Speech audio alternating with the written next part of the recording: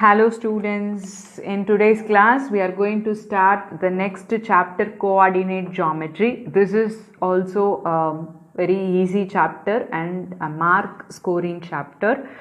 Coordinate geometry, right from class 9 we are learning.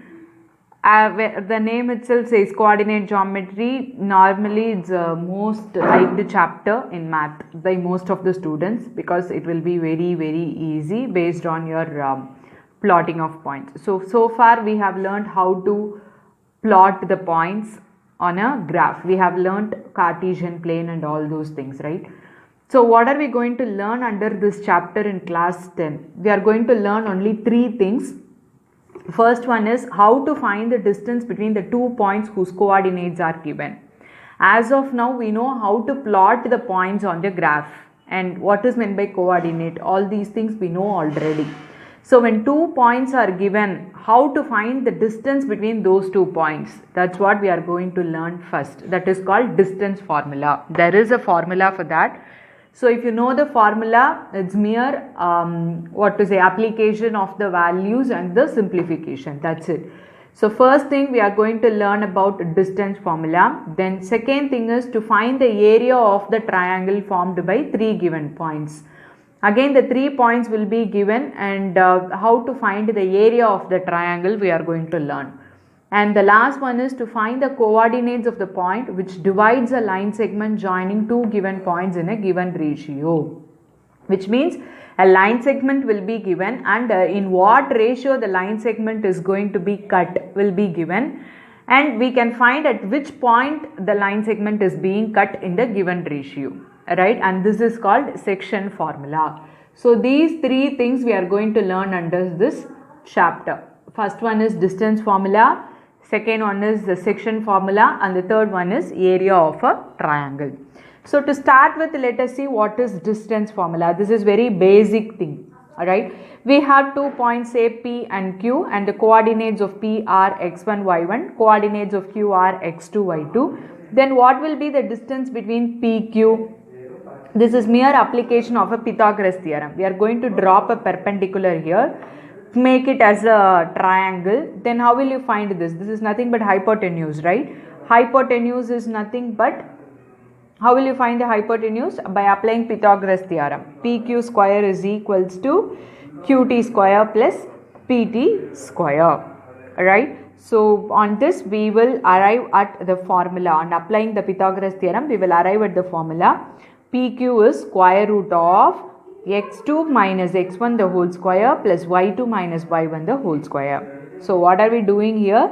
To find the distance between the 2 points, square root of the difference between the x coordinates, square of the difference between the x coordinates plus the square of the distance between the y coordinates. Why am I using the word difference? Because it can be find either x1 minus x2 or x2 minus x1, because anyhow if we are going to get the answer in the negative also, since it has a whole square, anyhow it is going to become a positive value. So it doesn't matter x1 minus x2 or x2 minus x1.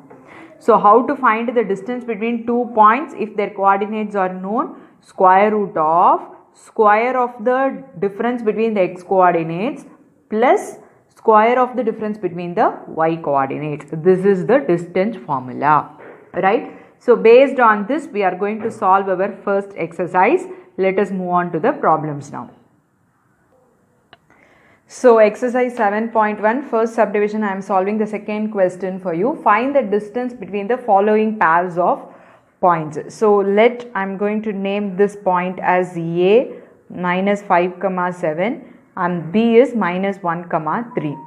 So what is the distance between AB? Square root of x2 minus x1 the whole square plus y2 minus y1 the whole square. So this is x1, this is x2, right? y1, y2. xy only, a coordinate will represent xy. Many people will make mistake with this. They will think this is x1, x2 and this is y1, y2. No. Always a point will denote x coordinate comma y coordinate. So this is x1, y1 and this is x2, y2. Remember. Now just substitute. What is here x2? Minus 1 minus of minus 5. Be careful with the signs. X2 is minus 1 minus x1 is minus 5 plus y2 is 3 minus y1 is 7 the whole square, right? So this is nothing but minus 1 minus into minus, it is going to be plus 5, right? Minus 1 plus 5, minus 1 plus 5 is 5 minus 1 4.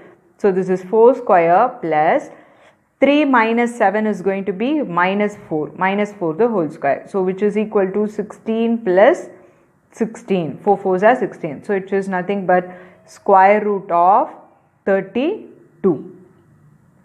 Right? Square root of 32. 32 again can be written as 2 into 16. Right? 2 times 16 and 16 is a perfect square. 4 4s are 16. So 4 root 2 is the distance between the two given points. Yes, hope you understood. It's mere substitution of the values and the simplification. The second question, find the distance between the points 0, 0 and 36, 15. I am leaving it to you. It's same like your first question, but instead of two different points, here one is origin. No problem, you don't want to bother about it. Take x1, y1 as 0, x2, y2 as 36 and 15. You just substitute in the formula and get your answer, right? Let us move on to our third question. Determine if the points are collinear. What is meant by collinear? When do we call the points are collinear? What is meant by collinear? Collinear means points lie on a same line. When the points, 2 or 3 points lie on a same line, we call those points as collinear, right? So in the third question, they have given you 3 points, say A, B, C. How will you check whether the 3 points are lying on a same line or not? How will you find? How can we judge whether they are collinear or not? We can find the distance between AB and the distance between BC. This is using distance formula. Using distance formula, how can you come to a conclusion that the 3 points lie on a straight line? How can we conclude? We can find the distance between any 2 points and we can find the distance between other 2 points, and then we can find the distance between the first and the third point. If this plus this is equal to the third one, then we can say the 3 points lie on a same straight line. Yes or no? I repeat. You can choose the 3 points, you can order it in any way. Take the first 2 points, find the distance. Take the second 2 points and find the distance. Take the first and the last point and find the distance. If the sum of these 2 distances is equal to the sum of the, is equal to the third distance, then the 3 points are collinear. This is what the logic behind it. This is what the logic behind it. So using this only we are going to say whether the 3 given points are collinear or not. So let us take the 3 points. A is 1, 5, B as 2, 3 and C as minus 2, minus 11. These are the 3 points given in the question. First let us find what is AB.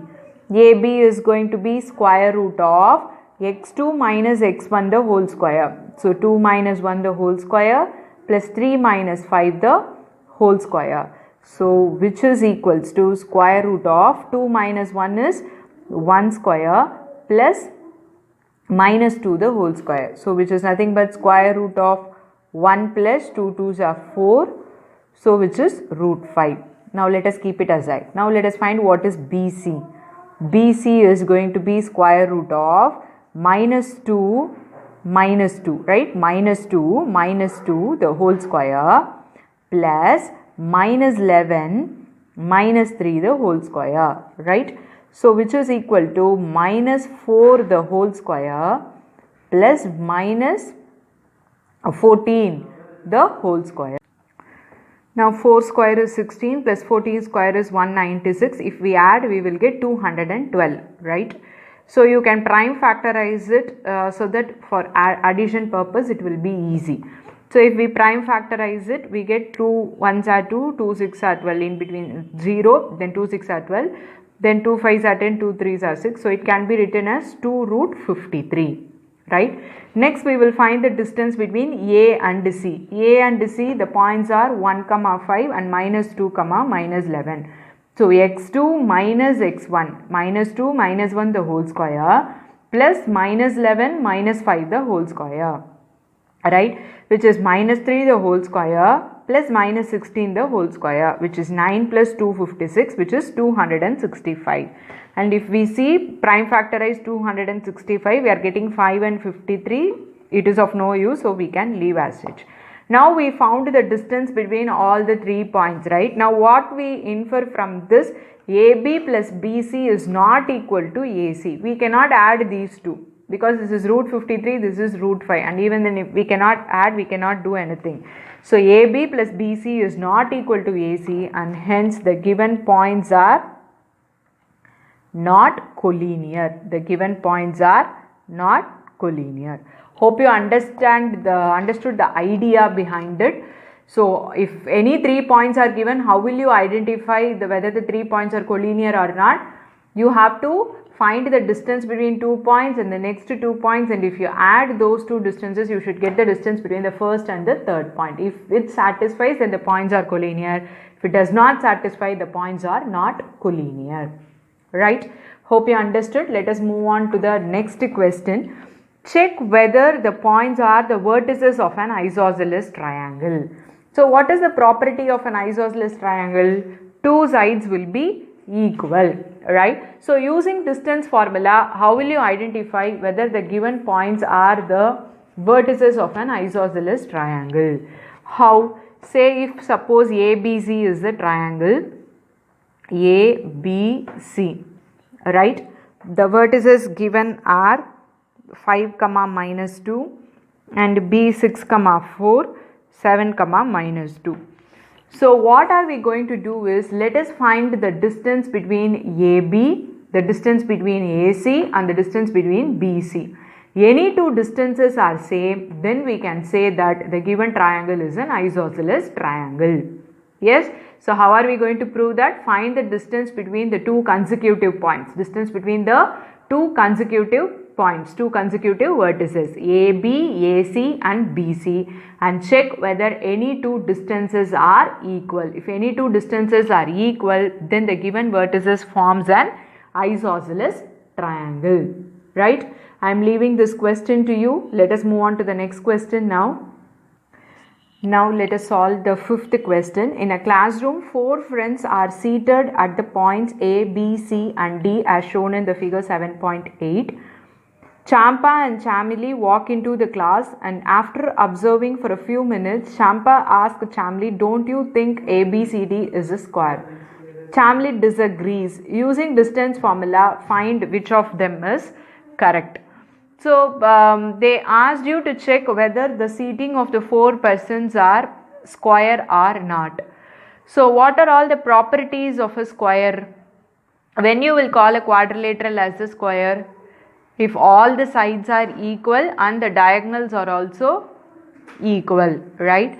So in order to check whether they form a square or not, we need to find the distance between 2 consecutive vertices and then the distance between the diagonals, right?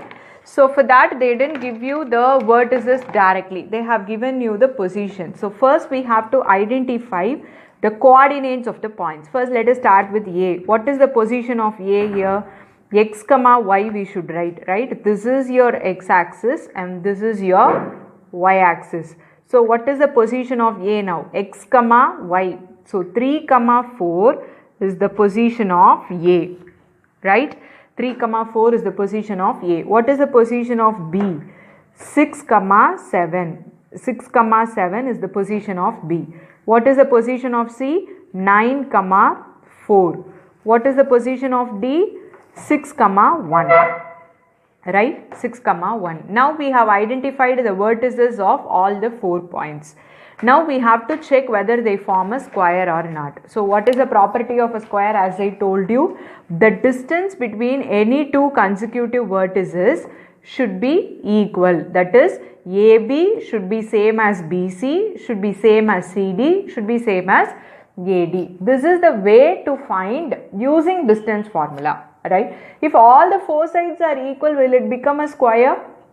No, because there is another quadrilateral which has the same property that all the four sides are equal. What is that quadrilateral called as? Rhombus. In rhombus also all the four sides are equal. So only with the condition that four sides are equal, you cannot blindly state that yes, it is a square, because it can be a rhombus also. So what is the difference between the square and a rhombus?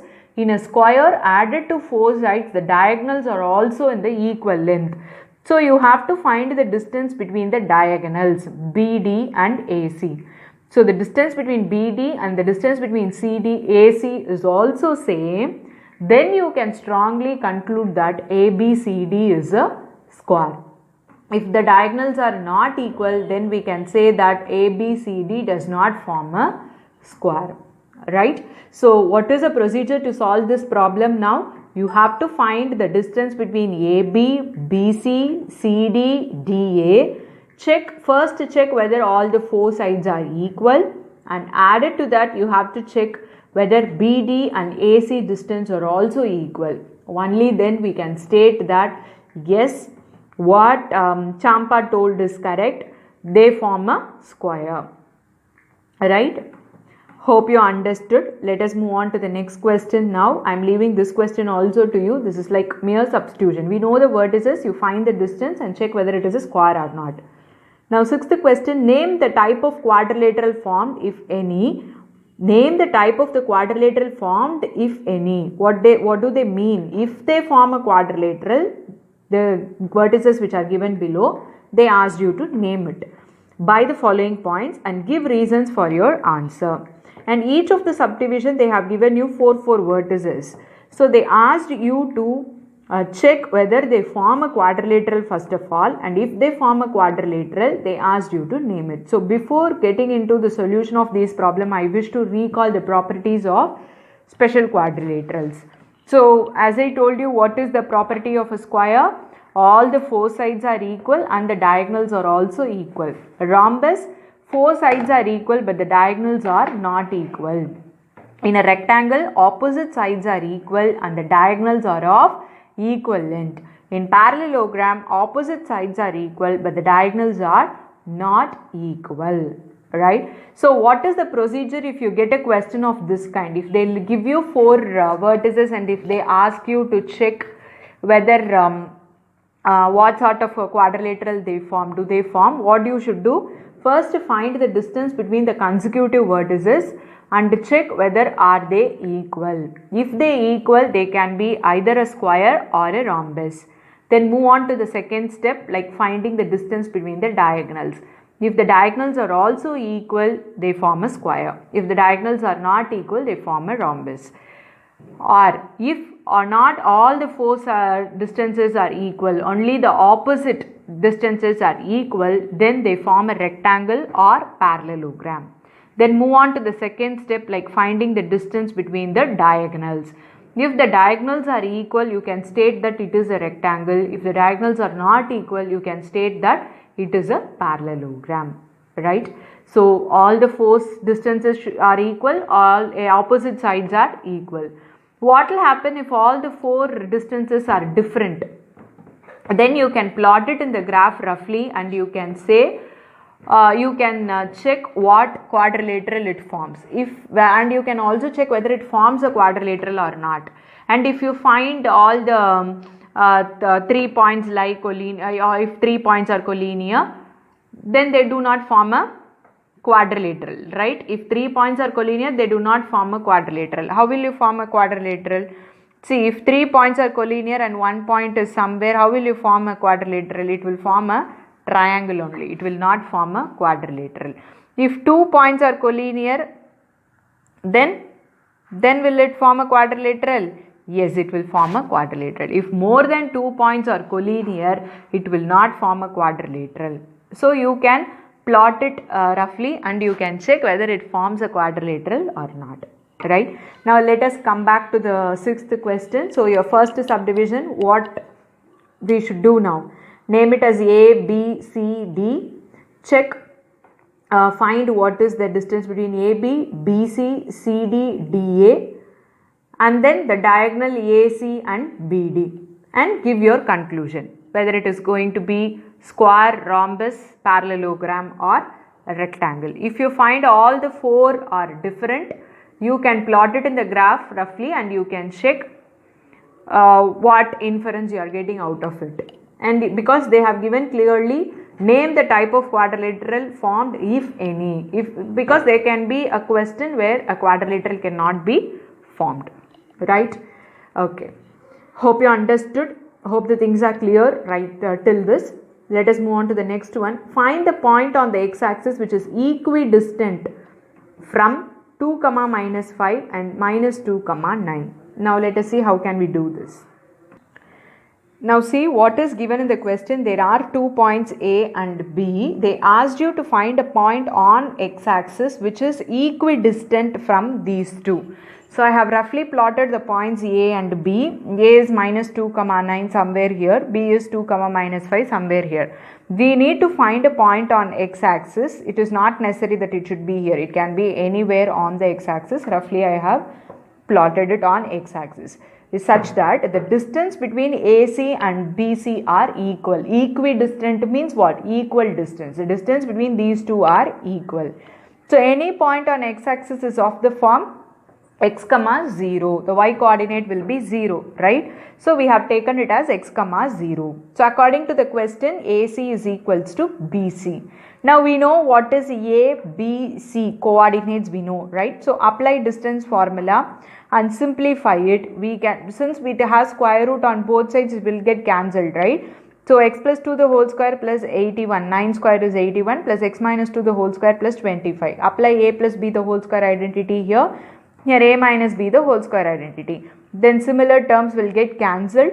Then simplify it. We arrived at answer x is equal to -7. And therefore the required point on x-axis is -7, 0. Right? Hope you understood.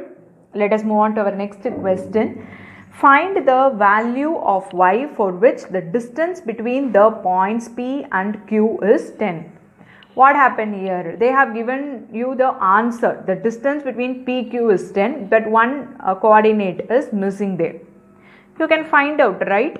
So how will you find out? You will apply in the formula 10 minus 2 square root of 10 minus 2 the whole square plus y minus of -3. So it will become y plus 3 the whole square, which is equal to 10. We have square root on one side. So how can you avoid that square root? How can you eliminate that square root? By squaring on both sides. So next step, if you square on both sides, this square root will get eliminated. That side 10 will become 10 square. Alright, and then you can simplify and get the value of y. Yes, so I am leaving this question also to you. Let us move on to the next question. So what is given here? If Q of 0, 1 is equidistant from P and R, which means the distance QP is same as the distance QR. Q is equidistant from P and R, which means QP is equals to QR. Find the values of x. Also find the distances QR and PR. This is also the same way. QP is equals to QR. So apply the distance formula on both sides as we did in the previous question, and both sides square root will get cancelled. You can find the value of x there. And once you find the value of x, you can substitute here, and then you can find the actual distance QR and PR by substituting the x value in the formula, right? Then the last question, find a relation between x and y such that the point is equidistant from the point. So they didn't give you any values here, simply they have given x and y, and they have told this is equidistance from this and this, which means the same, like this is like Q and this is P and R. They asked you to find a relation between in terms of x and y. Let me solve that for you. Let us see how can we solve it.